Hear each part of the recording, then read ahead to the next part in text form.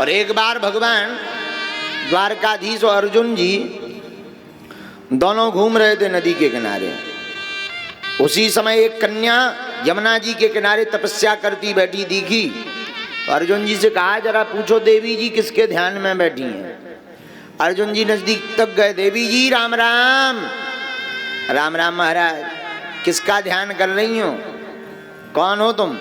अहम देवस्य सवितु दुहिता पतिमिच्छति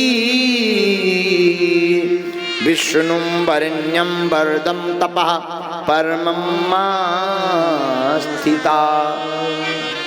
महाराज, मैं सविता की दुहिता हूँ, मेरा नाम है कालिंदी। मैं भगवान विष्णु को अपने पति के रूप में पाना चाहती हूँ। अर्जुन जी बोले, तुम्हारी तपस्या सफल हो गई। मतलब बोले, जिन भाई साहब के लाने तुम ध्यान आंखें मीच रही, बे भाई साहब होते देखो सामने रथ पे खड़े। जब पीछे मुड़ के देखा तो ठाकुर जी मुस्कुरा के बोले, आ जाओ। 1 2 3 4 5 6 7 7 भावनाएं पड़ी और ठाकुर जी को विवाह कालिंदी जी के साथ भी संपन्न हो गया। जो 4 विवाह है, 5वां और सुन लो। उज्जैन के 2 राजा थे, एक का नाम बिंद, एक का नाम अरविंद। इनकी एक बहन थी जिसका नाम था मित्रविंदा। क्या नाम था? दोनों भाई राजनीति में फायदा लेने के लिए अपनी बहन का विवाह दुर्योधन के साथ करना चाहते थे, लेकिन मित्रविंदा तो द्वारकाधीश ठाकुर जी के नाम की माला जप रही थी।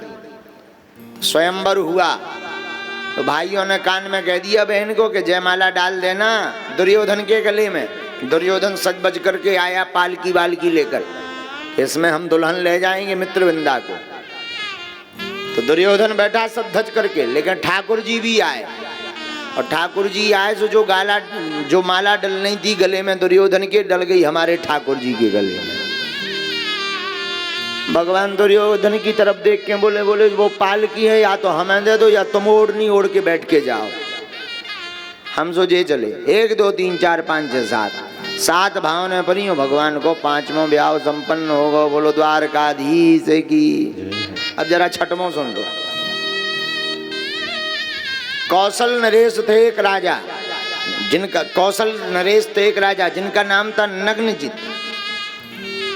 इनकी एक बेटी थी जिसका नाम था सत्या देवी। क्या नाम था?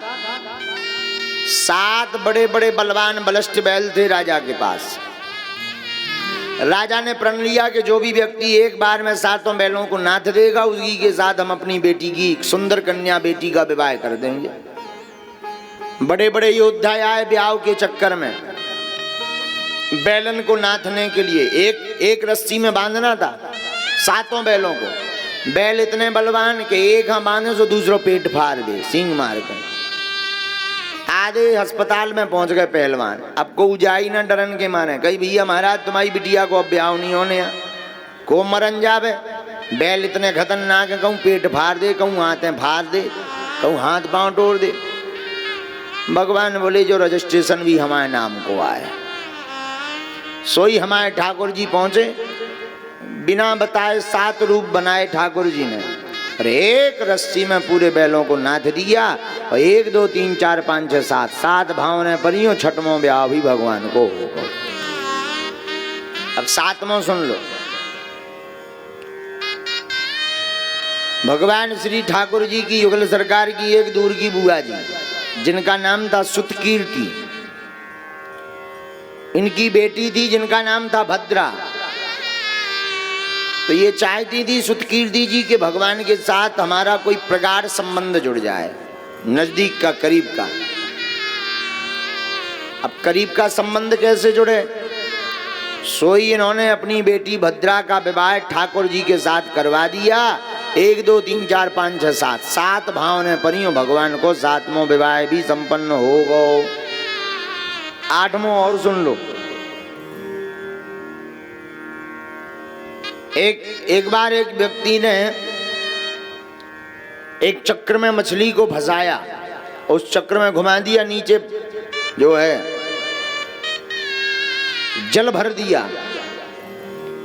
और कहा कि जो जल में इस मछली का प्रतिबिंब देख करके मछली की घूमती हुई मछली की आंख में अगर तीर मार देगा, उसके साथ में राजा ने कहा हम अपनी बेटी लक्ष्मणा का विवाह करेंगे।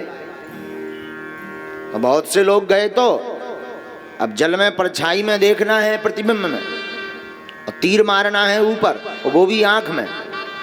अनेकानेक राजाओं ने, काऊ ने मछलिया को मुंह ठोक दो, काऊ ने पेट फाड़ दो, काऊ ने पूंछ फाड़ दी, घायल कर दी मछली पर, आंख में काऊ को निशानों ठीक ना लगो।